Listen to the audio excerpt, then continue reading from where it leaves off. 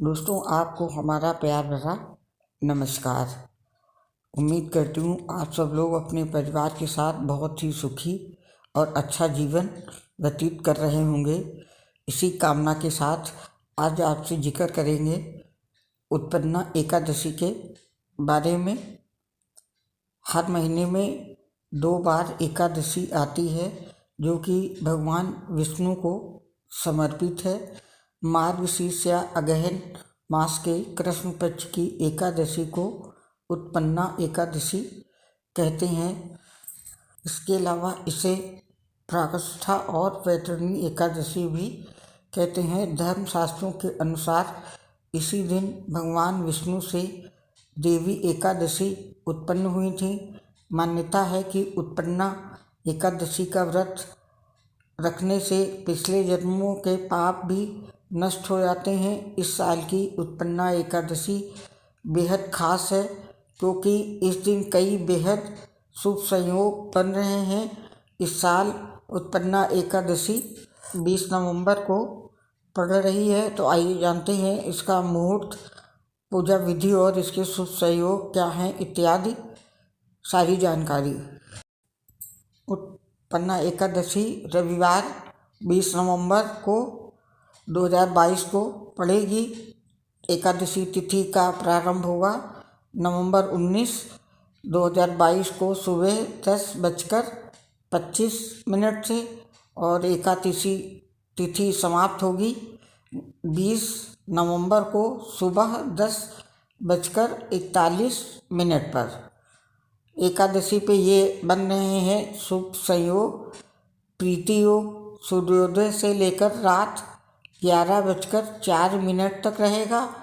आयुष्मान योग रात में 11:04 से अगले दिन रात 9:07 तक रहेगा।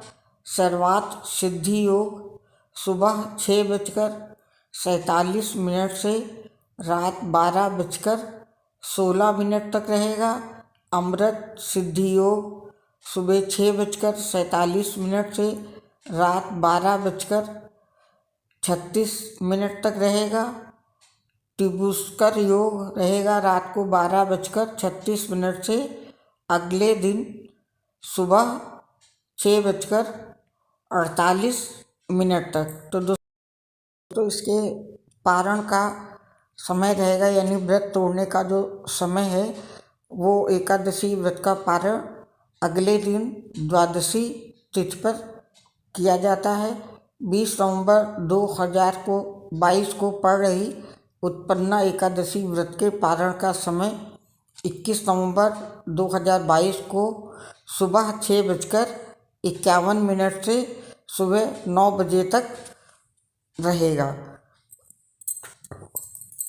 जानते हैं इस व्रत का क्या महत्व है।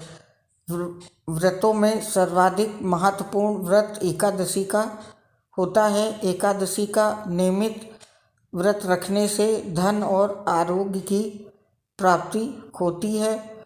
उत्पन्ना एकादशी का व्रत आरोग्य, संतान प्राप्ति तथा मोक्ष के लिए किया जाने वाला व्रत है। ये मार्गशीर्ष कृष्ण पक्ष की एकादशी को रखा जाता है। उत्पन्ना एकादशी का व्रत श्री हरि विष्णु से मनोकामना पूरी करवाने की शक्ति रखता है, इसलिए इसमें पूरे विधि विधान से पूजा करनी चाहिए। इस प्रकार करें इस व्रत में पूजा। उत्पन्ना एकादशी के दिन ब्रह्म मुहूर्त में स्नान के बाद साफ स्वस्थ कपड़े पहने और व्रत का संकल्प लें। एकादशी व्रत से एक दिन पहले दशमी की रात को गलती से भी तामसिक भोजन ना करें। शुभ मुहूर्त में भगवान विष्णु का दक्षिणावर्ती शंख में दूध और केसर मिलाकर अभिषेक करें। सुगंधित फूलों जैसे गुलाब, मोगरा की पंखुड़ी वाले पानी से उन्हें स्नान कराएं। गोपी चंदन से श्री हरि का तिलक लगाएं और वस्त्र, फूल, सुपारी, अबीर, गुलाब, नारियल, फल, लौंग, अक्षत, मिठाई, धूप अर्पित करें। दूध, दही, घी, शहद और मिश्री मिलाकर पंचामृत बनाएं और चांदी के बर्तन में भरें और तुलसी के साथ भगवान का भोग लगाएं। उत्पन्ना एकादशी की कथा पढ़ें। श्री हरि विष्णु के पंचरूप मंत्र का जाप करें। मंत्र यहाँ पे लिखा हुआ है और इसके बाद जाने अनजाने में हुए पाप की माफ़ी मांगें और आरती करें। अगले दिन सुबह फिर से भगवान की पूजा करें। ब्राह्मणों को भोजन कराकर दान देने के बाद ही खुद खाना खाना चाहिए। एकादशी के व्रत में पारण का तरीका सही होना चाहिए, नहीं तो व्रत का पूरा फल प्राप्त नहीं होता है। इसमें दशमी से लेकर द्वादशी तक व्रत के नियमों का पालन मनुष्य नहीं करते तो इससे उन्हें व्रत का पूरा पुण्य लाभ नहीं मिलता है। ऐसे में हर किसी को यह पुण्य लाभ नहीं मिलता है। सभी को यह जानना चाहिए कि व्रत के अगले दिन पारण करते हुए क्या गलतियां ना करें। एकादशी पर नियम और संयम के साथ व्रत रखकर भगवान विष्णु की उपासना करने के बाद अगले दिन द्वादशी तिथि पर पारण में खास चीज़ों का ही सेवन करने का विधान है। भगवान विष्णु को तुलसी बेहद प्रिय है और उनकी पूजा में यदि तुलसी ना हो तो वो पूजा का भोग वो ग्रहण नहीं करते हैं। इसलिए भगवान विष्णु के किसी भी व्रत में तुलसी का प्रयोग जरूर करें और एकादशी व्रत के पारण के लिए भी आप तुलसी दल को अपने मुख में डालकर व्रत का पारण कर सकते हैं। और आंवले के पेड़ पर भगवान विष्णु का वास होता है, इसलिए आंवले का भी विशेष महत्व है।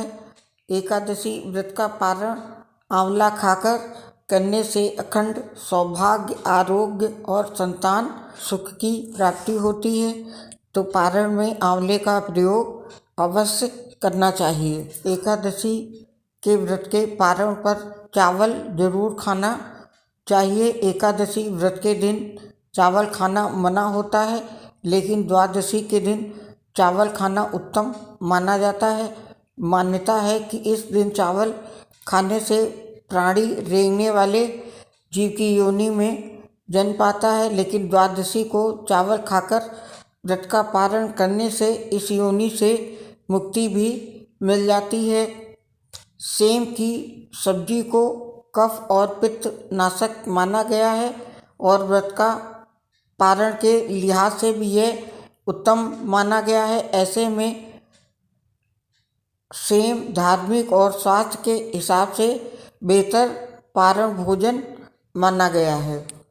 व्रत पारण में जो भी भोजन पकाया जाता है उसमें घी का प्रयोग करना चाहिए। गाय के शुद्ध घी से व्रत के पारण का भोजन बनाना चाहिए। घी को सबसे शुद्ध पदार्थ माना गया है और ये सेहत के लिए भी अच्छा होता है। एकादशी व्रत के पारण में इन वस्तुओं को इस्तेमाल ना करें।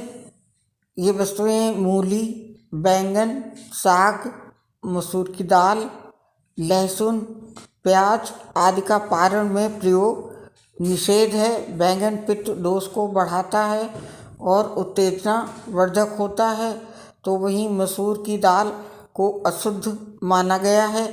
मूली की तासीर ठंडी होती है, इसलिए व्रत के ठीक बाद सेहत के लिए सही नहीं होती है। लहसुन प्याज तामसिक भोजन होता है, इसलिए इसका प्रयोग भी वर्जित है।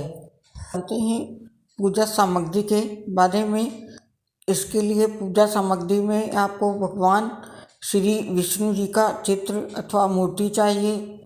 पुष्प यानी फूल, नारियल, सुपारी, फल, लौंग, धूप, दीप, घी, पंचामृत, अक्षत, तुलसी दल, चंदन और मिष्ठान।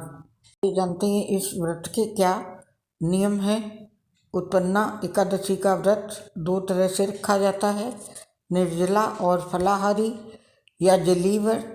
निर्जला व्रत को स्वस्थ व्यक्ति को ही रखना चाहिए, अन्य लोगों को फलाहारी या जलीय व्रत रखना चाहिए।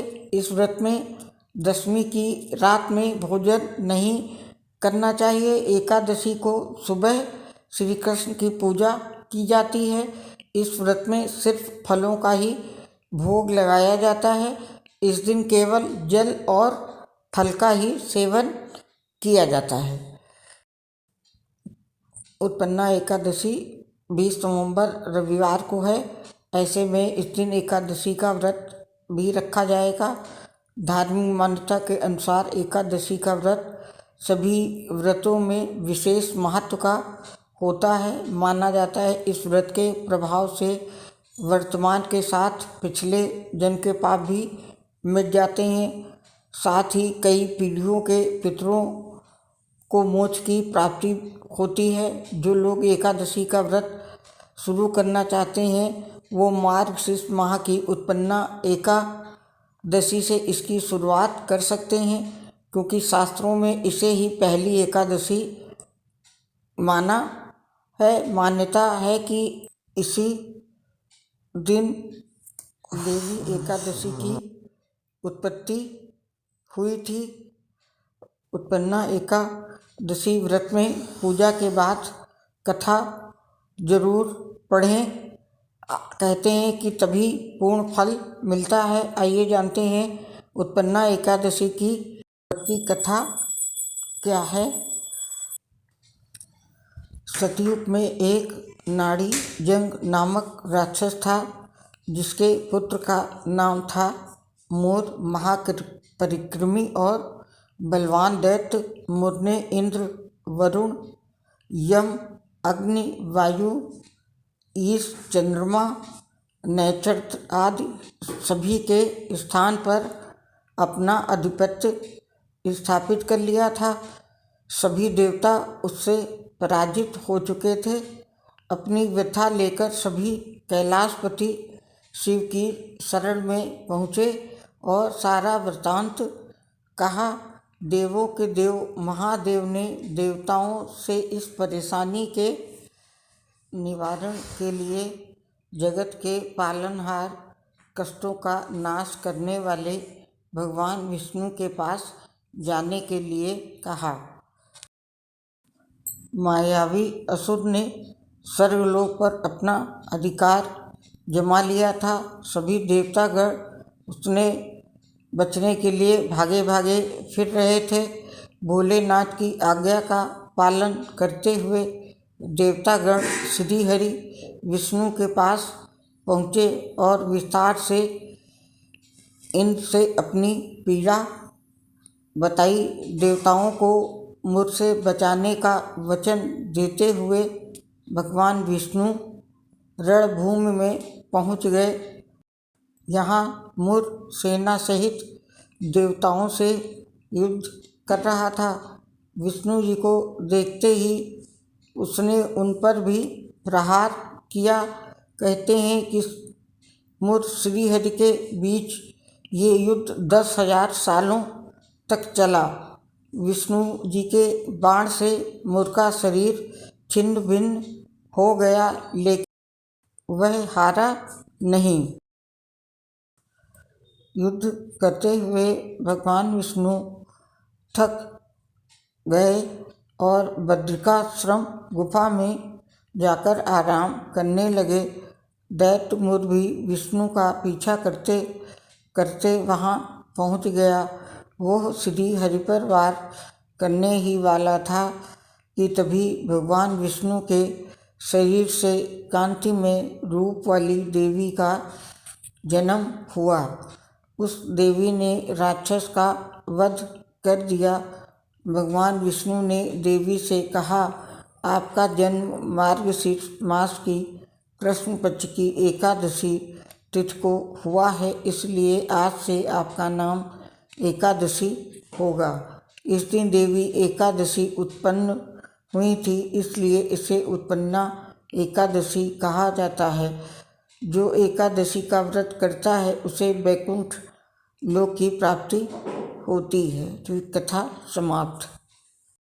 कहा जाता है कि उत्पन्ना एकादशी के दिन यदि भगवान के इन मंत्रों का जाप ना किया जाए तो उत्पन्ना एकादशी के व्रत का पूर्ण फल नहीं प्राप्त होता है। तो देखिए विष्णु भगवान के विशेष मंत्र। विष्णु भगवान का मूल मंत्र है ओम नमो नारायण, और सुख समृद्धि का विशेष मंत्र है ओम भूरिद्रा भूरिदेहिनो माँ दम्भ्रम भूर्या भर भूरि घेवेन्द्र दित्ससि ओम भूरिदा तस्य श्रुतः पुरुत्रा सूर व्रत हन आनु भजस्व राधासि।